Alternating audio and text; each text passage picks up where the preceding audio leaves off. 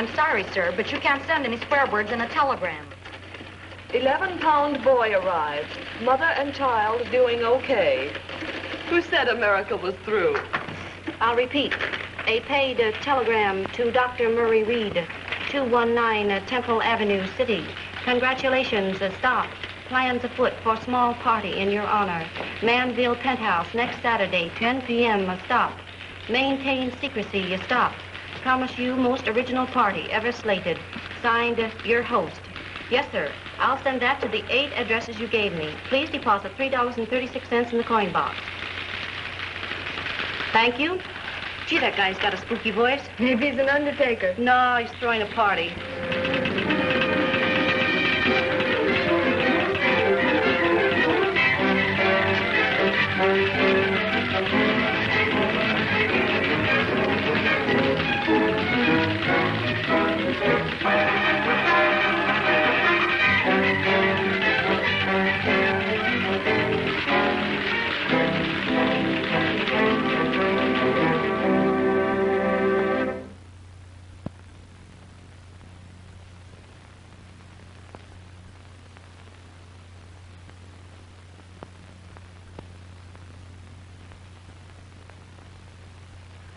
No answer.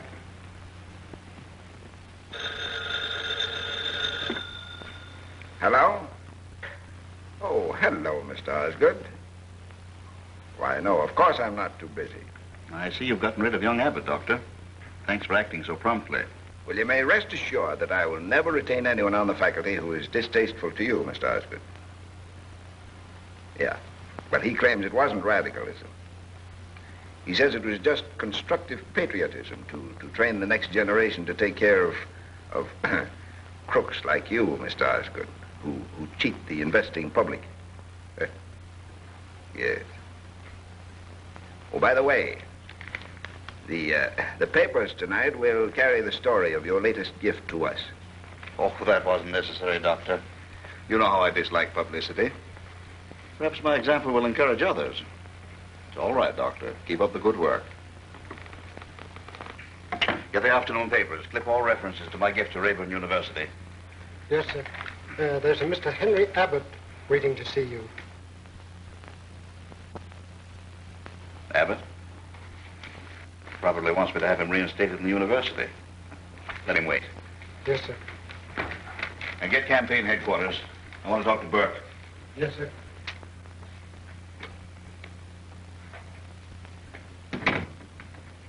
Mr. Abbott. Yes. Mr. Osgood says for you to wait. Thank you. Oh, good afternoon, Mr. Burke. Hello, Burke. What's up?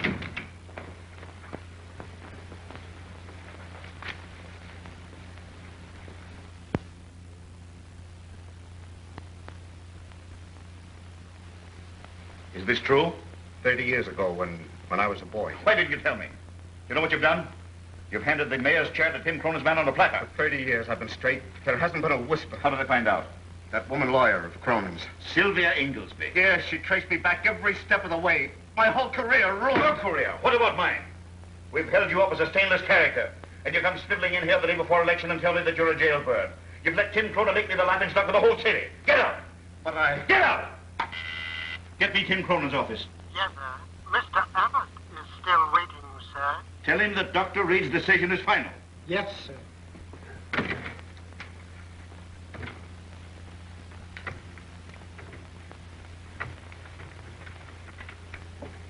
Mr. Abbott. Yes. Mr. Osgood says to tell you that Dr. Reed's decision was final. Ask him if he needs a new candidate for mayor.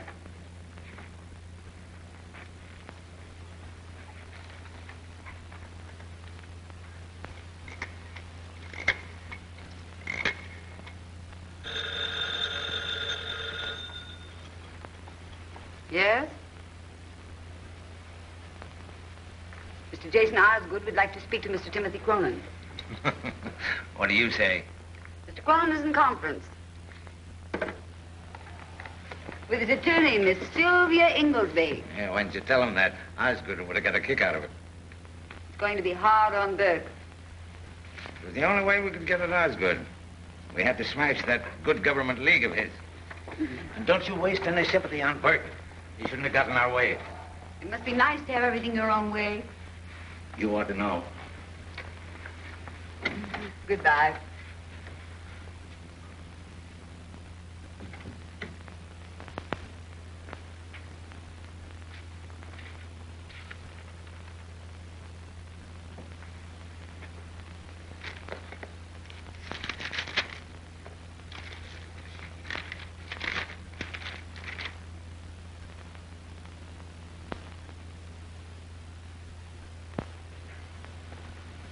Two lumps, June. You know, Margaret, your party last night settled a problem for me. Really? What was it? About the Cronin girl. She's been everywhere, you know. But I couldn't quite make up my mind about her. Of course, when you left her out, that decided me. Well, I've no doubt she's a very nice girl. But after all, she is the daughter of a corrupt politician. And one must draw the line somewhere. Very grand, madam. Oh, thank you.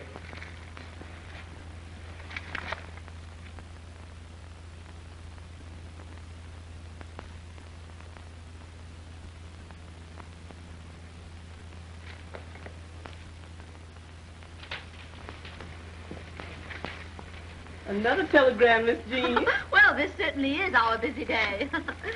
In the gospel train I'm coming, I hear it just as hanging. I hear the car wheels moving and rumbling through the land.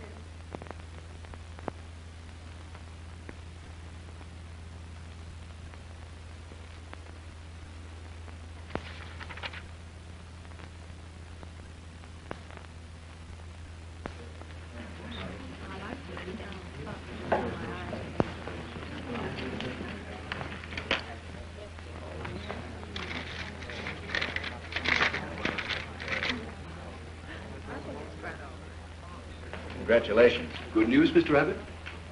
Oh, no. Invitation to a party.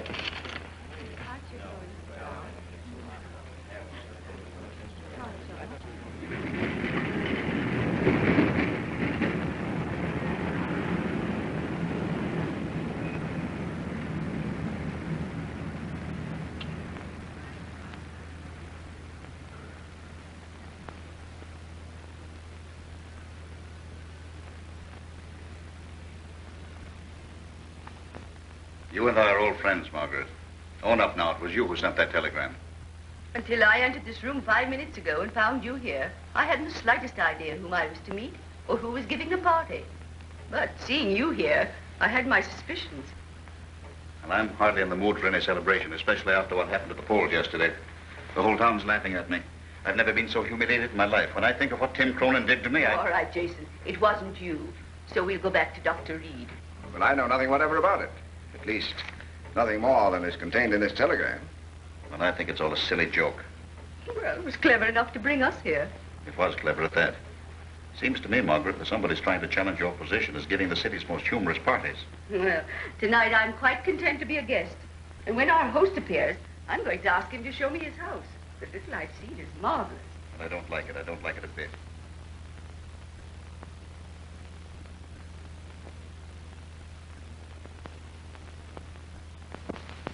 Everything is to be done on schedule according to these instructions. If the guest should ask any questions, they're to be answered with a simple statement that you do not know, under no circumstances. How do you know we're going to get paid for this job? Well, the agency that sent us here will be responsible. They told me so. Isn't that good enough for you? Yes, it'll have to be, but just the same, I don't like it. The place is too perfect. Nothing has ever been used. You mark my words, something is going to happen. Well, you've heard the instructions. Everything is to be timed to the second.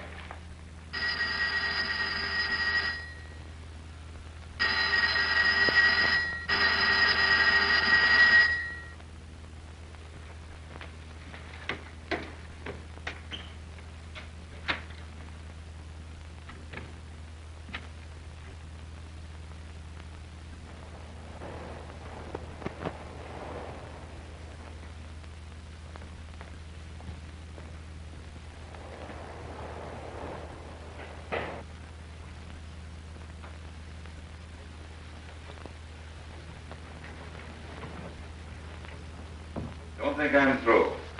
Just now, Tim Cronin's in control. But Cronin's a crook, and crooks are always greedy. He'll make mistakes, and then I'll have him. Cronin's a dangerous man, Mr. Osgood. I've heard some terrible stories about him. Anything you've heard about Cronin, you can multiply by 2. The man's utterly unscrupulous. What name shall I say? Well, somebody's got a sense of humor.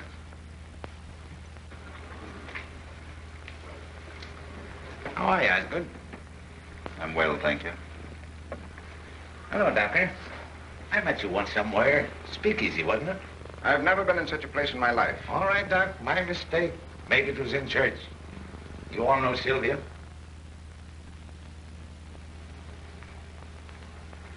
This, I believe, is Mrs. Chisholm. I've heard my daughter speak of you quite recently, in fact. She's a very charming girl. Yeah. I'll tell her you said so.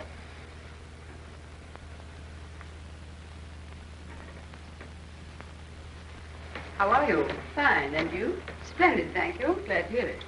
Interesting place, this. No hard feelings, I hope, Osgood. My man won and yours lost. I guess that's all there is to it. I don't think there's anything to be gained by discussing the matter. Okay. I sure love a good loser. Swell place, eh? Hadn't any idea it would look like this. Why not own up, Sylvia? You're the one who sent those telegrams. You're wrong, my dear. I got one myself. Shall I read it to you? That's hardly necessary. We all got them.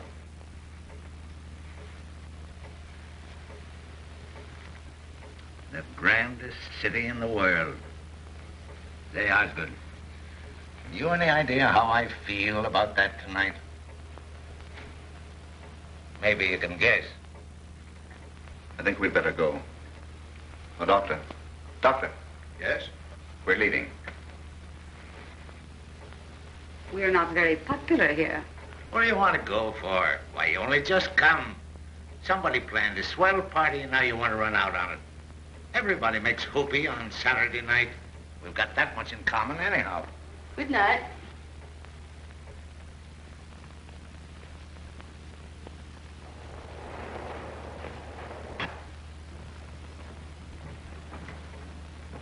Hello, folks. Well, this is a surprise. Why don't they build elevators all the way up to penthouses? Good evening, Miss Chisholm. Good evening. Mr. Osgood. How are you? Doctor. How do you do? Well, Sylvia. And Cronin. Hey, this is swell of you, Tim. I suppose it's your way of celebrating. Considerate of you to invite Osgood, and very nice of him to accept. I've changed my mind. I'm remaining. What about you, Margaret? As you wish. You're not thinking this is my party, are you? Well, yes, isn't it? Yeah, that's the trouble with you authors. You got too much imagination.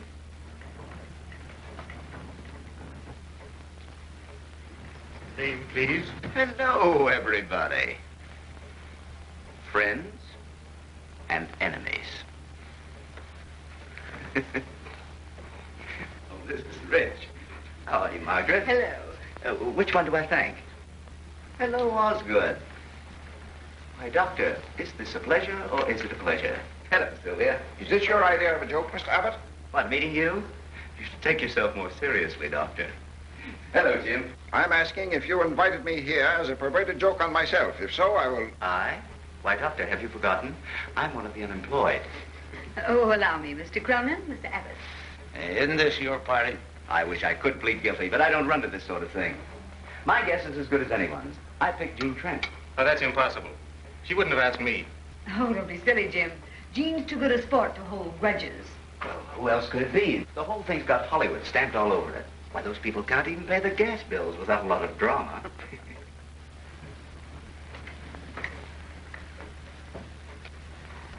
Miss Jean Trent.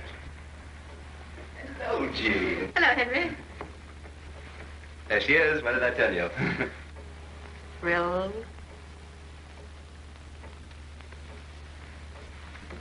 Now then, everyone. Make your prettiest bows and say thank you. Jean, is this your party? My dear, your roof garden is charming. Wait a minute, wait a minute. I don't understand. Come along now, Jane. You've had your fun. Now own up. Well, don't be silly, Henry. This is your party, isn't it, Margaret? No. Jean, I'm clairvoyant. I can read your thoughts like an open book. Now look me in the eye. You received a telegram asking you to come to this party and signed your host, didn't you? Yes, I did. I knew it. So did I. So did all of us. But the peculiar thing about this shindig is there isn't any host.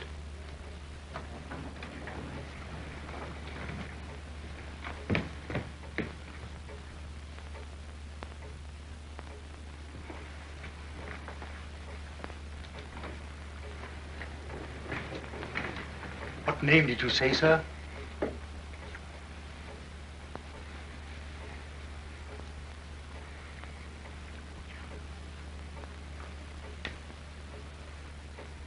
Mr. William Jones. Did you send? Are you our host? Me? Oh, no. Excuse me, sir. I'm the assistant butler. What? Well, you see, I ain't got no fish and soup. And I gotta wait for my brother to come home. He works in a speak up on 50th Street. And that's why I'm so late.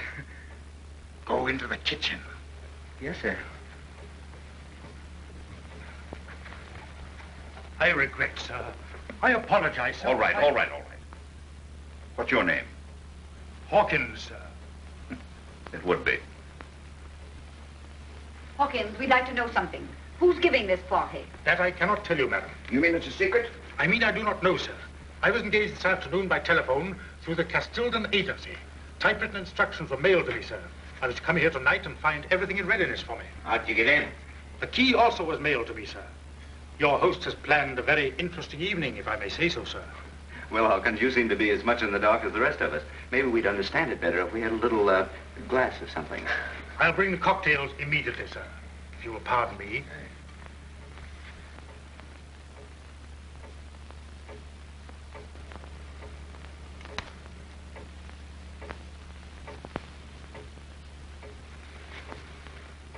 Don't turn that thing on, Hawkins. It makes such a beastly noise. If you don't mind, sir. Oh, but I do mind. I'm sorry, sir, but my instructions were to turn the radio on at this particular time.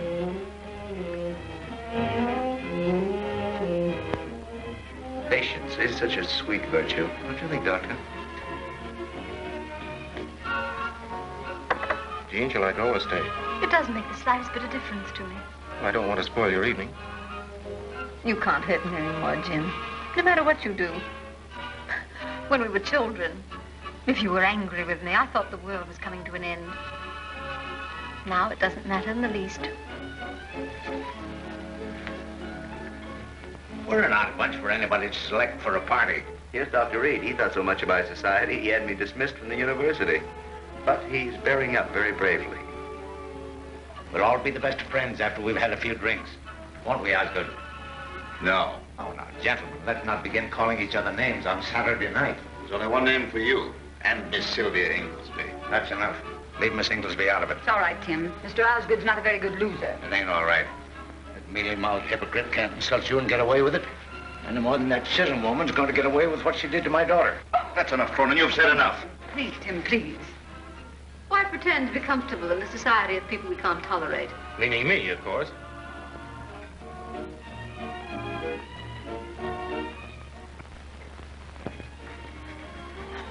Please.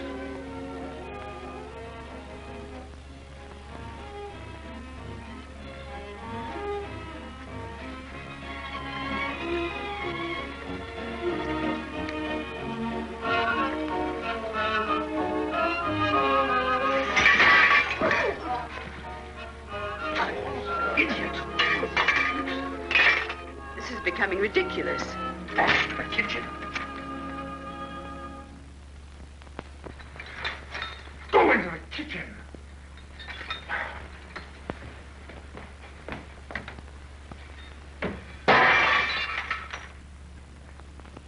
Jason, will you take me home? Certainly. I'm going too. Are you coming, Doctor? Wait! Don't anyone leave. This is Station WITS, WITS, broadcasting. I trust you have enjoyed the first part of the evening's entertainment. You are now listening to the voice of your host. Ladies and gentlemen, you are promised the most original party ever given in this city. Tonight, my friends, we are to play an amusing game in which each of you will have ample opportunity to use your brain. This may be fun after all. Now we'll clear up this mystery. He's very clever, whoever he is. It doesn't sound like any voice I've ever heard. But where can he be? Probably sitting in another room with one of those trick microphones hooked up to this thing. I warn you, however, the stakes will be high, for tonight you are commanded to play an absorbing game. A game of death. You have been chosen with care, for only men and women of your exceptional intellectual ability will be worthy opponents. Until dawn, we will play a game of wits, yours against mine. Does he think he can frighten us with this kind of nonsense? Jason, I am frightened. Someone's having a joke. I warn you, it is not a joke. This is the voice of one you know well. One who has planned revenge because of deadly wrong. Give attention to the rules and try to win. He hears us. You will notice the telephone connections have been cut.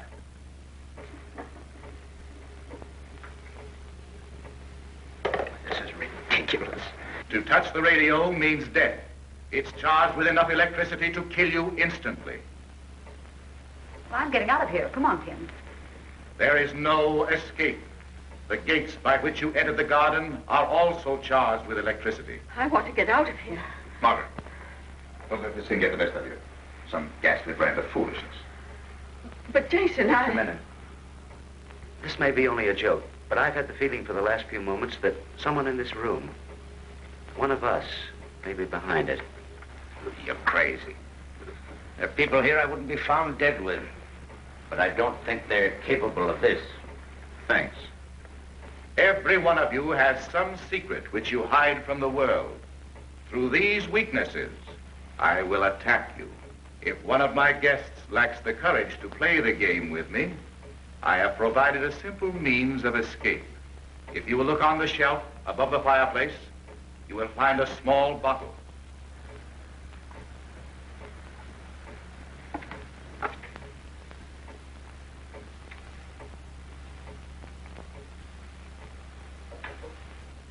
Prussic acid. Escape? You mean suicide? Well, if one of you is doing this, won't you stop it, please? My friends, before the clock strikes 11, one of you will be dead. The one who least deserves to live. This is absurd. For those of you who think it is a jest, permit me to direct you to the door at the right of the entrance. The key is in the hand on the table. Now we'll meet our host. He's been behind that door all the time. Why, of course, it couldn't be anything but a joke.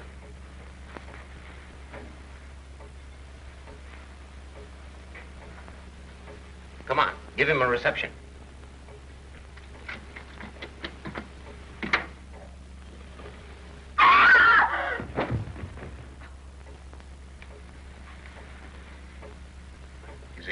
Is he dead? Anybody know him? Electrician's tape. Here, lend me a hand.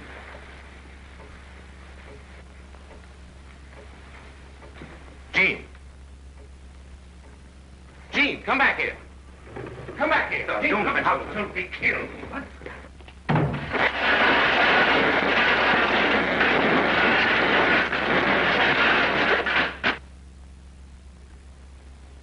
You might have been killed.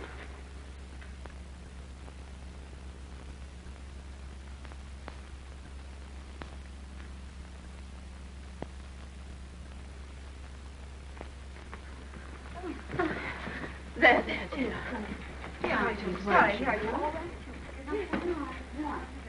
I guess the best thing for us to do is to stay in this room.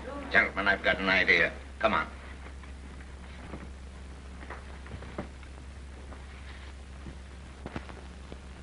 That butler must know something.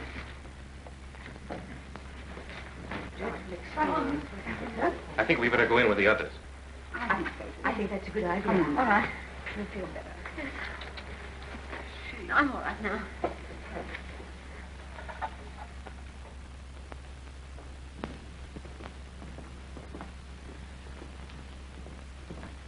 Yeah? Then what? Come on, spill it. Then I came here, sir. I met the chef down below and we came up together. Since then, I've been carrying out my instructions, sir. Ever been here before?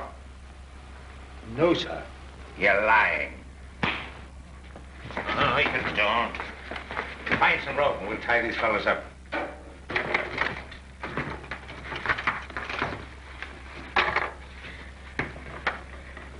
You're out of circulation for a while. Did your instructions tell you what to do now? We've got to find the man who hired them. If we're going to get out of here alive, we've got to find out who's back of this. I suggest we give this place as thorough an examination as we can. As we dare. If you'll allow me, I'll divide you into searching parties. Shoot. Miss Inglesby, you go with Jean and Margaret. Examine the bedrooms thoroughly. Abbott and Cronin take the dining room and the floor beyond. Jim and the doctor can take the garden. What about the living room? I'll go through that myself. Let's go.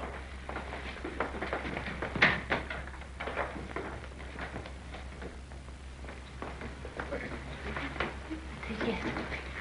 Would you like me to go with you, Jean? Oh, no, that's all right, Henry. I'm all right now. Abbott, you better come with me.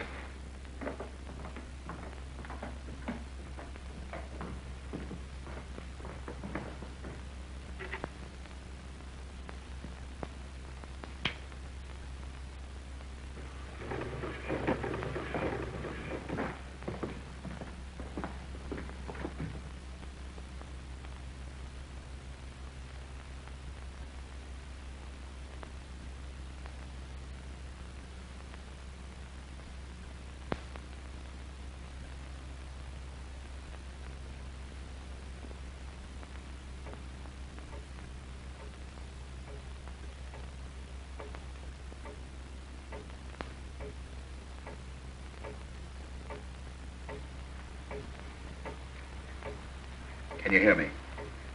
It's Jason Osgood. There's nobody else in here. You said you were going to kill me. Well, I'll make it worth your while to let me out of this. Don't you understand? I'm not trying to threaten you. I'm trying to make a bargain. I'll give you $50,000. I won't try to find out who you are. I'll give you $100,000. More than that if you give me time to get it.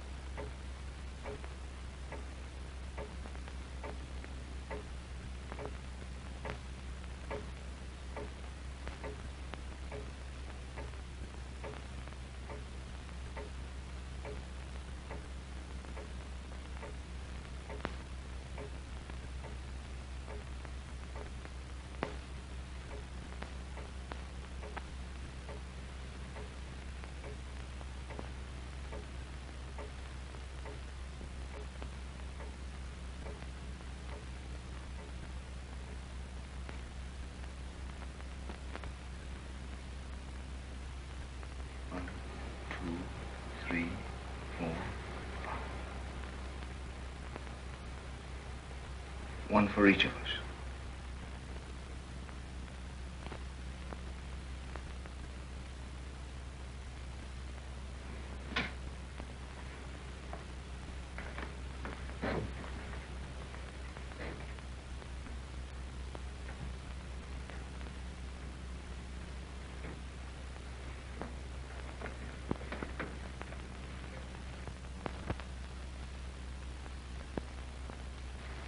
Come on, let's get back.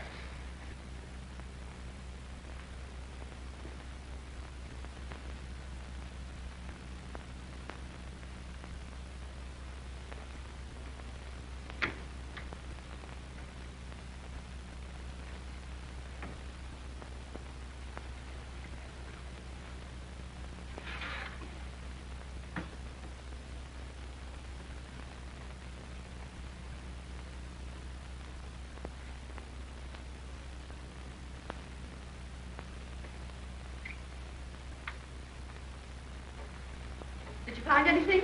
No, did you? No.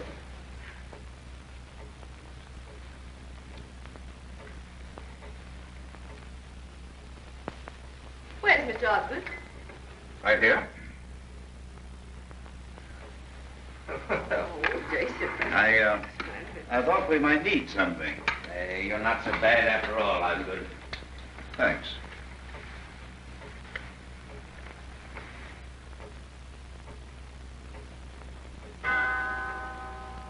Look, it's 11. We're still all here. And nothing's happened. Then he's failed. Your good health, everyone. Stop. Don't drink. You are about to meet my guest of honor, the 9th guest. The 9th guest? His name is Death. It pleases me greatly, my friends, to tell you Mr. Jason Osgood will be dead in a few seconds.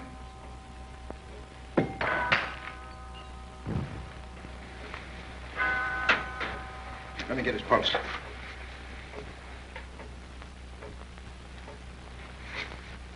You did this. You're crazy. You wanted him out of the way so you and your crowd could do as you pleased. Now he's gone. You killed him. Why, you fool. Don't do that. You hated him. We all know that. Sure, I hated him. But not enough to kill him. You don't have to stand this kind of talk to him. Please, please, we've got to keep our heads. My friends, none of you is guilty of the death of this man. He was the agent of his own death. The drinks he offered you were poisoned. When he opened the bottle of prussic acid, he cut himself on the poisoned cap. Stop it!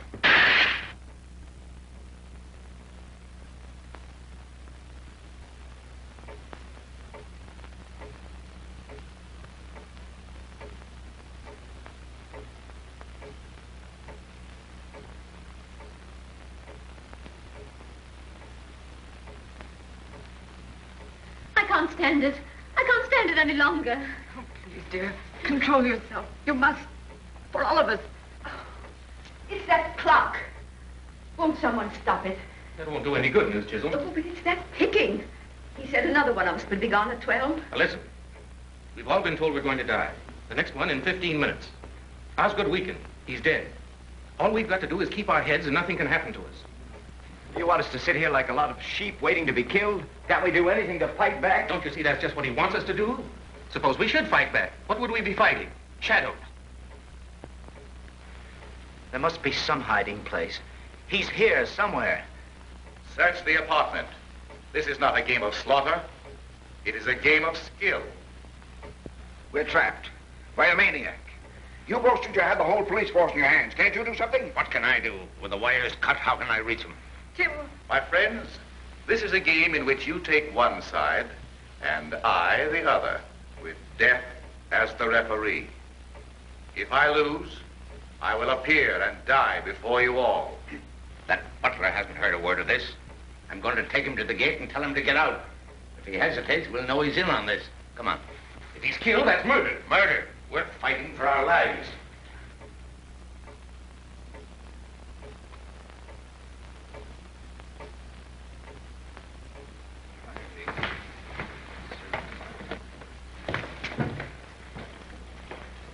He heard you. He's taking care of the servants. Then they are part of it. I was right. There is a hiding place.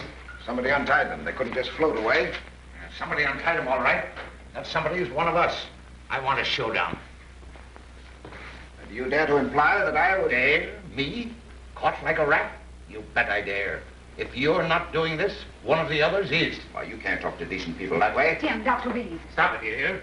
You're acting like a couple of caged animals. That's what we are, caged. Can't you realize we've got to stick together? If we don't, we'll all be dead before morning. Get back in that living room. Sit still and don't answer a single challenge the voice offers. I tell you, nothing can happen. Sit still, nothing. I'm going to find those servants. I'm going with you. Well, go ahead. It's your funeral. Well, we better keep an eye out.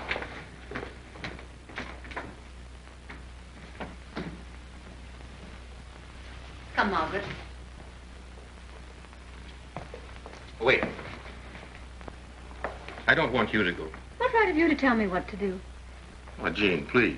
And please stop pretending. Pretending? Yes. Your sudden anxiety for me is a little absurd. You won't listen? No.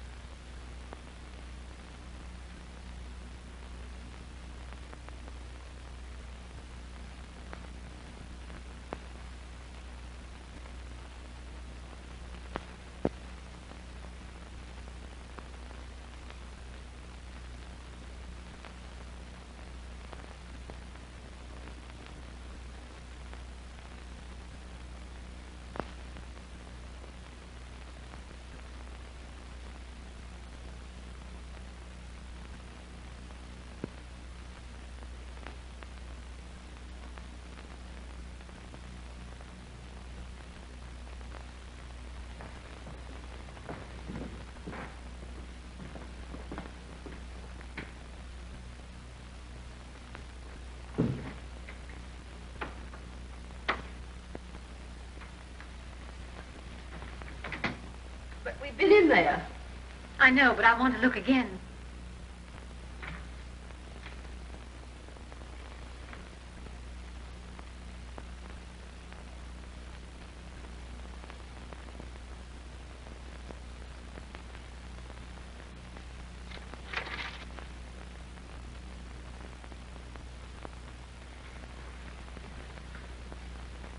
Did you find anything? Did you find anything? No. Come along, then.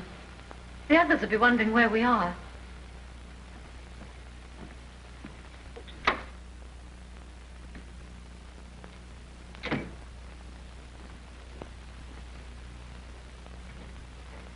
Cigarette? It's good for the nerves.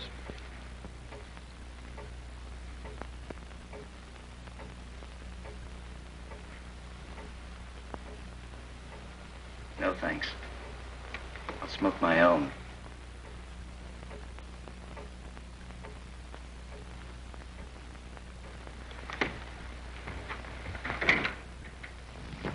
What's going on here? Well, I tried to attract attention by burning some newspapers on the parapet, but I don't suppose anybody could see the blaze. 50 stories up, you might as well wave a lighted match. Well, the setbacks begin 10 stories down. I couldn't throw a message beyond them. I tried. You might have set the place on fire. It's like a cheap movie. Now, perhaps you'll listen to me. We've got to fight this thing with common sense. If we all stay inside and keep quiet, we'll be safe. Now, come on. If I thought that you... Oh, please, gentlemen, let's go inside. Find anything, Miss Chisholm? No. Well, are you going to tell them, or must I? I don't know what you mean. Oh, yes, you do. We were searching the front bedroom. You didn't know I saw you, but I did. Jean, please. Well, there's a table by the bed. There was nothing on it when we went there first. But when we went back, there was an envelope there.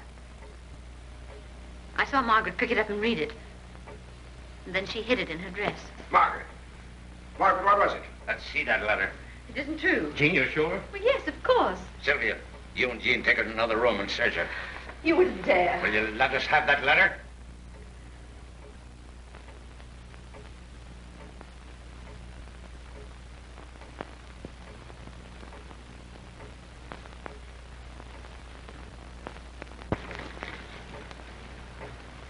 Before the night is over, Margaret Chisholm, I will expose you for what you are, your host.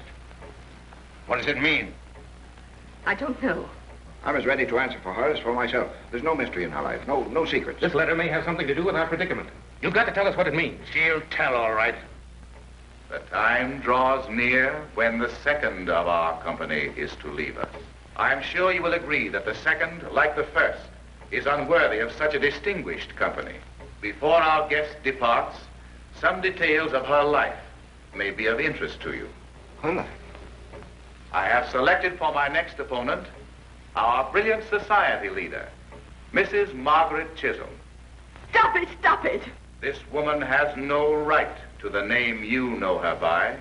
The only name to which she has legal right is that of her first husband, Jimmy Vickers, from whom she was never divorced. Oh, that's not true.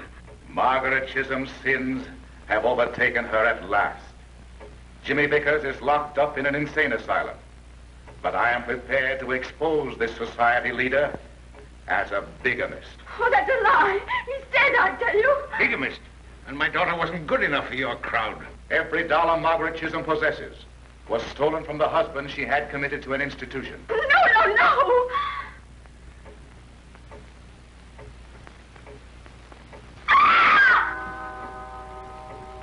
Margaret.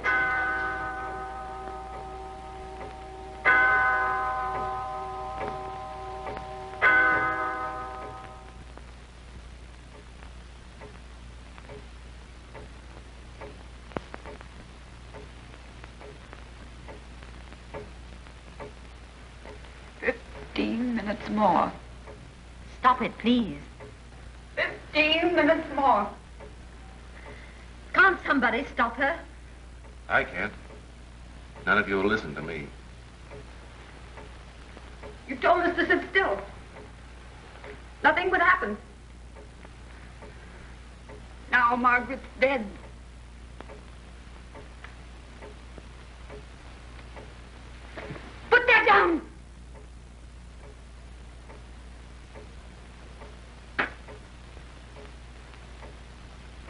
She killed herself. They were both killed by their own weakness. Just as that radio voice said all of us would be. It's one of us. It must be. We've looked everywhere. Yet the servants disappeared. Somebody helped them. And that letter. Somebody put it where Margaret would find it. 15 minutes more. He just said another would go. You're the only one here would like to kill me. Now Osgood's gone. I never earned the reputation of a killer. You have. Are you yellow school teacher? Jim, please. We're playing right into their hands, just as we did both times before. You said it was one of us. How do we know it isn't you, Doctor?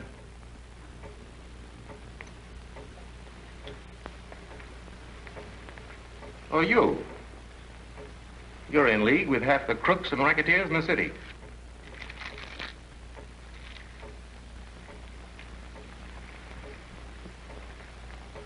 There are 6 of us left.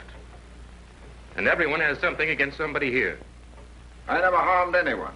You kicked me out of the university without a chance to defend myself. Please. I had to put you out because I didn't like your opinions nor your sneering, arrogant vanity. How do we know it isn't Abbott? You have reason to hate Dr. Reed. How do we know you haven't something against all of us? Why do you leave yourself out? Wait. Please don't. Yes, why? There's only one person I know who'd be happy to see me dead, and that's you, Jim. Well, that isn't true, Jean. I think you're a little snob, eaten up with self-importance, but I wouldn't kill you. Oh, yes, you would. I'll tell you all something you don't know about us. Jim and I were brought up together. Our fathers were friends. We were in love. But I soon got over it when I found out Jim hadn't an ideal in the world but money. Our fathers between them owned the Chetwood estate. They left it to us with a proviso that it couldn't be sold unless we both agreed, because they thought we'd be married and live there. When Jim found out there was oil on the land, he wanted to sell it. But I refused. That's when he turned against me in his newspaper column and tried to ruin my career. That's why I think you'd like to see me dead. You'd be a millionaire if you could sell Chetwood.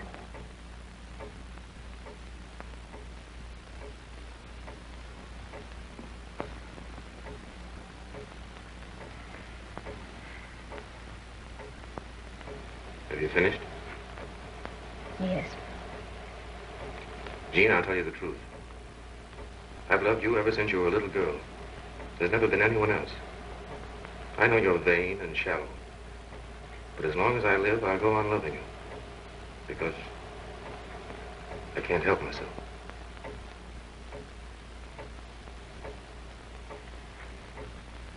Now you've heard all about us, and Abbott, and the doctor. What about you, Cronin, and Sylvia? Well, what about us? You both have reasons to want to see each other dead. Sylvia's the best friend I've got. Her husband filed suit for divorce yesterday, and she made him withdraw it. How'd you know that? How does a newspaper man know anything? That's plenty of reason for you wanting to get rid of her. Everyone knows you're insanely jealous of her. And she has a much better reason for wanting to see you dead. You left her $250,000 in your will. Ask me how I know that. It's true, isn't it? Yes, it's true. Don't let him frighten you, Tim. But Sylvia wouldn't kill me for that. There are men within a dozen blocks of here who would kill you for much less. Now you've heard the whole works. What's your verdict? Which one of us wants to kill the other 5?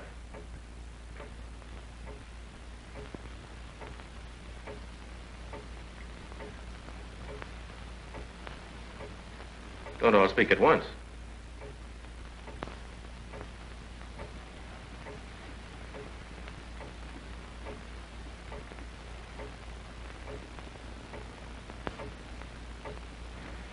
Why don't you search us?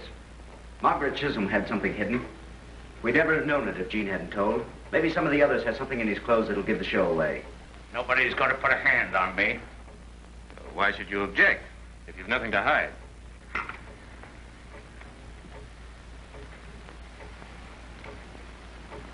Well? Tim, please, Tim. Make you feel any more secure? Here it is. I'll take it. I've got enemies enough. I always carry a gun. Search him. Take it. You'll be sorry for something. What's this? The radio tube. It was you. Where did that thing come from? This is Stramer, that's what it... Let him go, you hear? Let him go. Sylvia! Put that gun down! Put it down!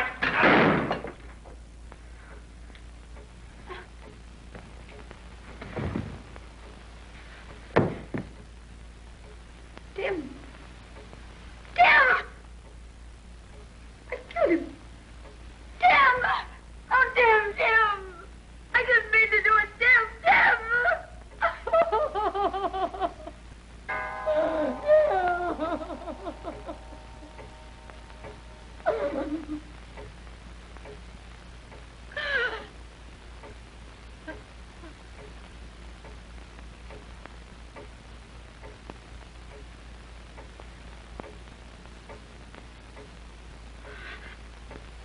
Sylvia! Stop. Sylvia, come back! Sylvia! Sylvia!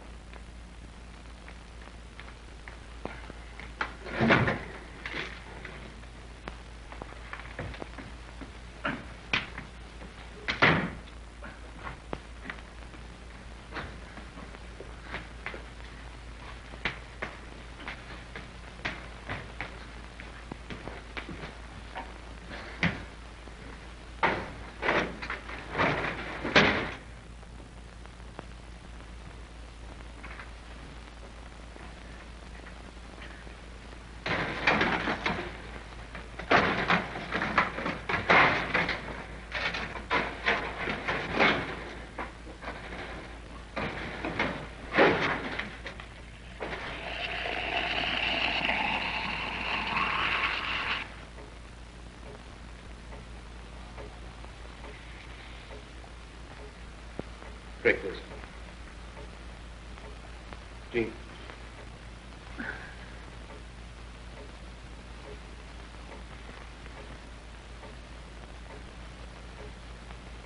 No, Well, Jean, you don't think that I don't know what to think anymore.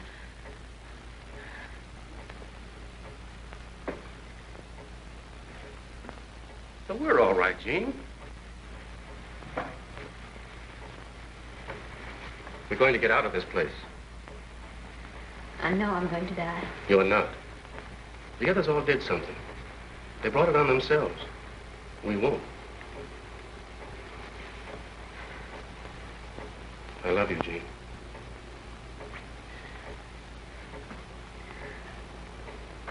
You told them all about me. Oh, you shouldn't have done that. You made me feel so cheap and mean. You're not. Oh, yes, I am.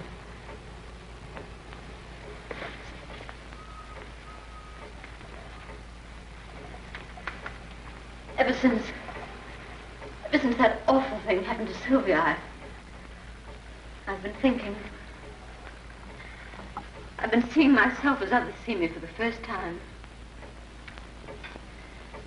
As you've seen me. You're adorable. You tried to help a selfish, arrogant girl. And she just thought you were greedy.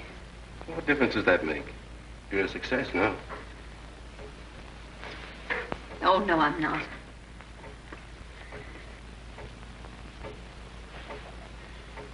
I'm just lucky, that's all. I got the breaks that other girls didn't get. But I haven't really lived yet. I don't want to die. We'll find some way out of this. There must be some way.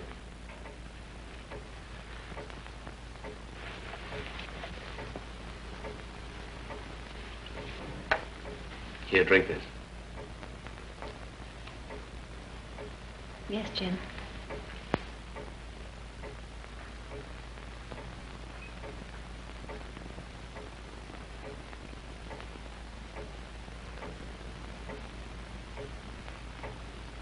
Why are you looking at me so queerly? What have you done to me? Nothing.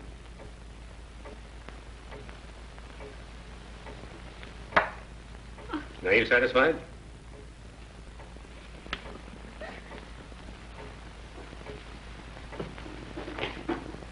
One minute you admit that you're spoiled, and the next you accuse me of trying to poison you. Oh, I'm sorry, darling. I don't know what I'm saying.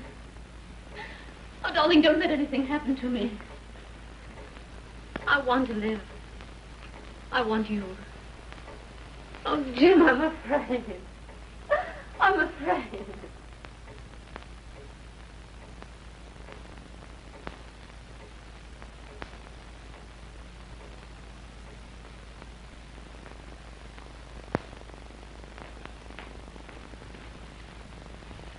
Come, pull yourself together, Abbott. I'm all right. Stop trying to take care of me. Let's go inside. I don't feel safe out here. Safe? Do you feel safe in there where 3 of them died already? Oh, come along. Come on, let's go inside. I'm all right. Leave me alone. Take your hands off me. Come on. Come away from that. Will you leave me alone?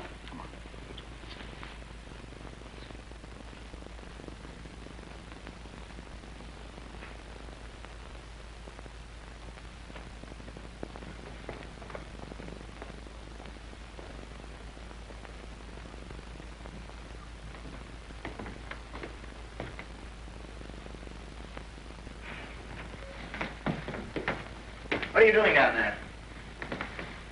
What are you doing down there? Where have you been? There's a door back of this refrigerator. Did you find my pencil?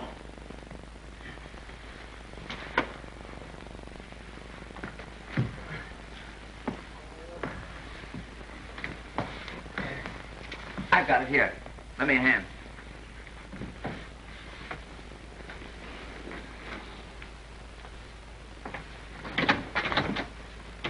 It's locked on our side. Open it.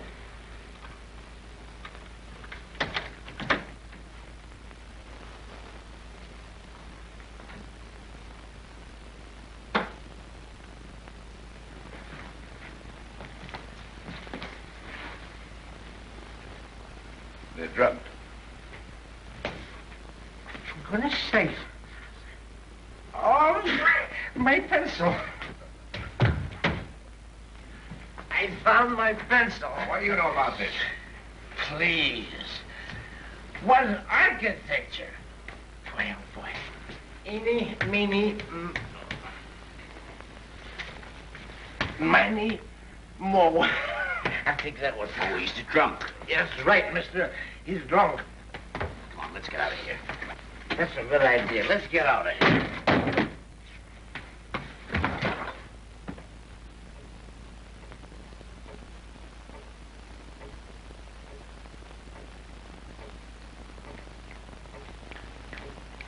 Oh, sit down, can't you? There's nothing to be gained by being a coward. You can't talk to me like that. If you're brave, it's because you've got nothing to be afraid of. I think you planned this whole thing yourself. Stop it. Can't you see what you're doing? You're fighting just as the others did before they were killed. Jean's right. It's what I've told you all along. For heaven's sake, keep still.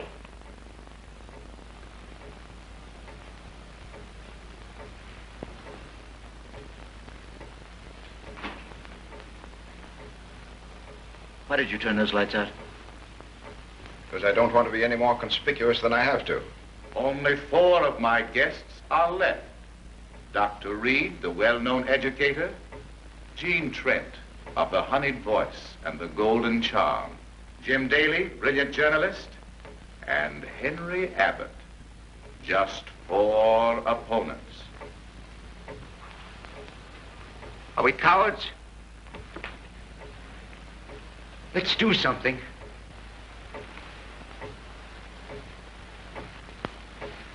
Let's die fighting. My friends, permit me to remind you that there is but one danger in this room. The danger that you may not outwit me. You haven't the courage to fight this through. He hears us. Oh, where is he hidden?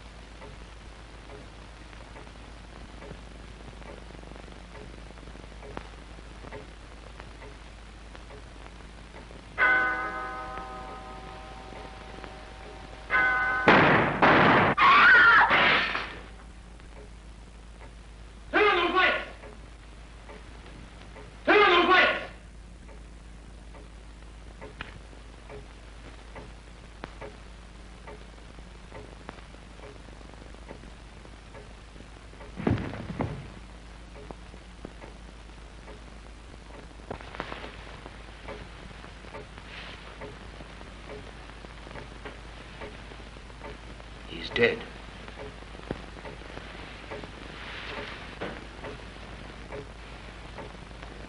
Someone's out on the roof.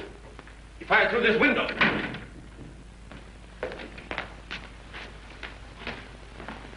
Jim! Jean.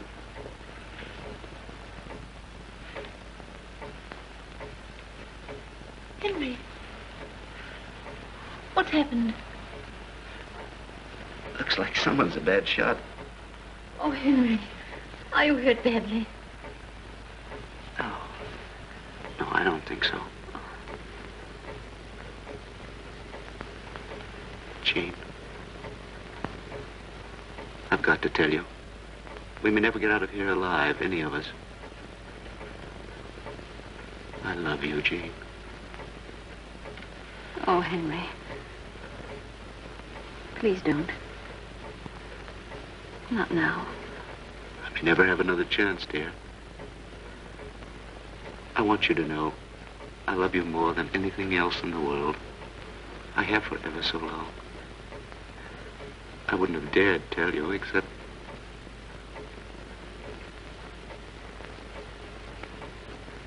It doesn't make any difference whether I love you or not, does it? Oh, Henry, yes, of course.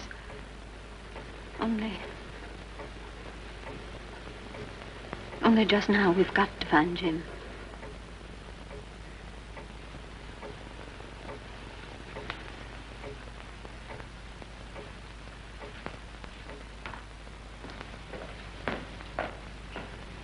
Jim! Jim! Jim, where are you? Jim! Jim, where are you?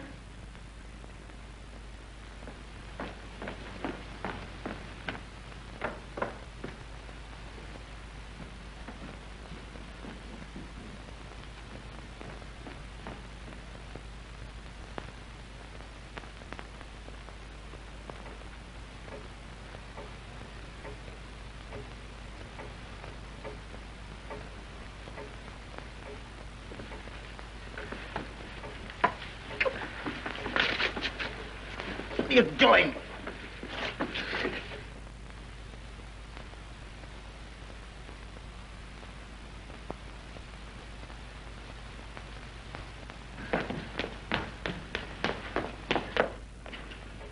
Jim!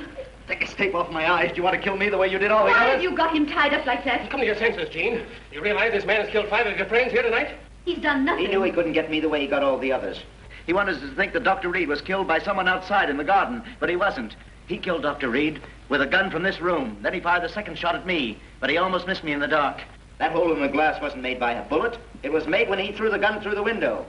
If you look lower down, you'll find the hole where the second bullet went through.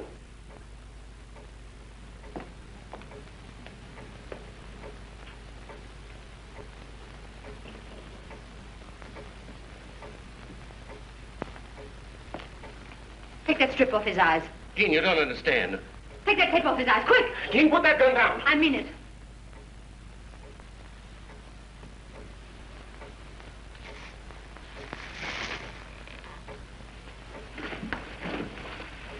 Now listen to me. I'm going to prove that Abbott and nobody else did this. He planned the whole ghastly party. For a long time, I couldn't see that any of our crowd could be guilty. And then suddenly it dawned on me. Abbott was the only one in the room that the voice answered directly. It never answered anybody else. Don't you believe him, Gene? Now I know who was in that closet. You introduced me to him months ago. He was a young electrical engineer. You brought him here to wire this place, and then you killed him. He's lying, Gene. Killed him in cold blood, just like you did the others. You killed him to keep your secret. Didn't you? Wait. Don't anyone leave. What is it?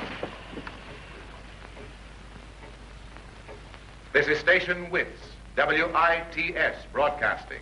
I trust you have enjoyed the first part of the evening's entertainment. You are now listening to the voice of your host. Now do you believe me? Abbott sat in this chair every chance he could get tonight. He was in it every time the radio voice started to speak. Listen to another.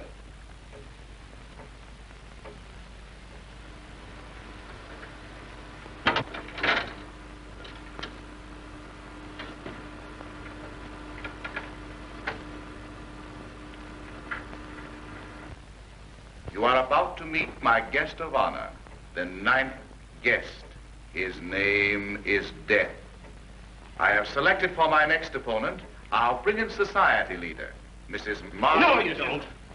Don't move, Henry.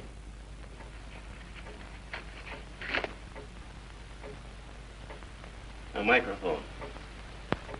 Now we know why the radio voice could follow our every move. When he couldn't count on those records, he had this. There are probably a dozen places in the house where he could plug it in. He killed Dr. Reed and then wounded himself in some way to fool us before he threw the gun through the window. All right. I promised I'd play fairly if you outwitted me. Well, I've lost.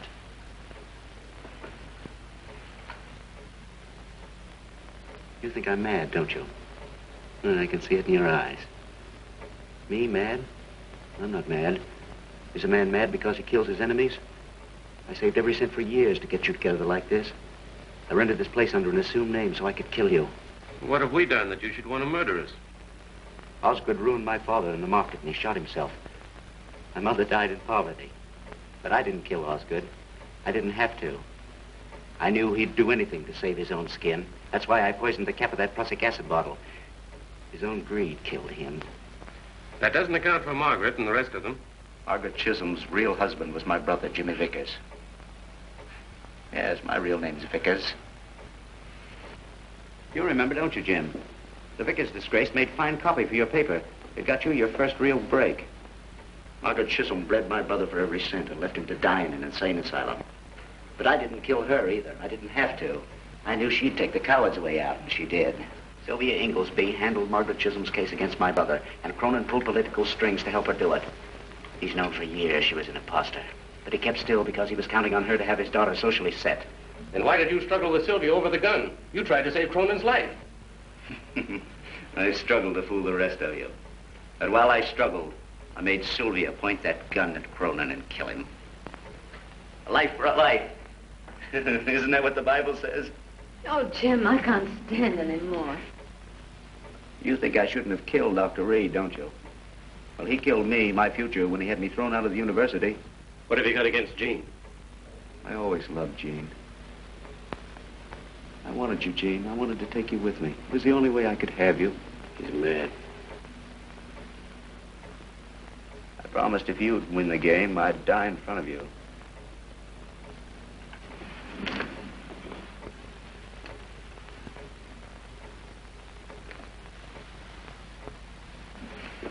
It's your last trick, Abbott. Now get us out of here or I'll kill you.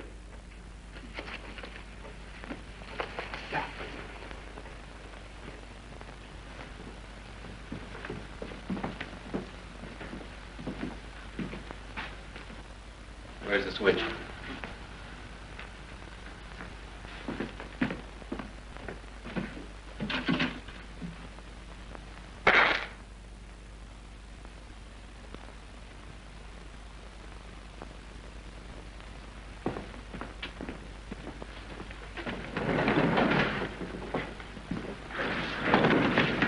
What are you doing?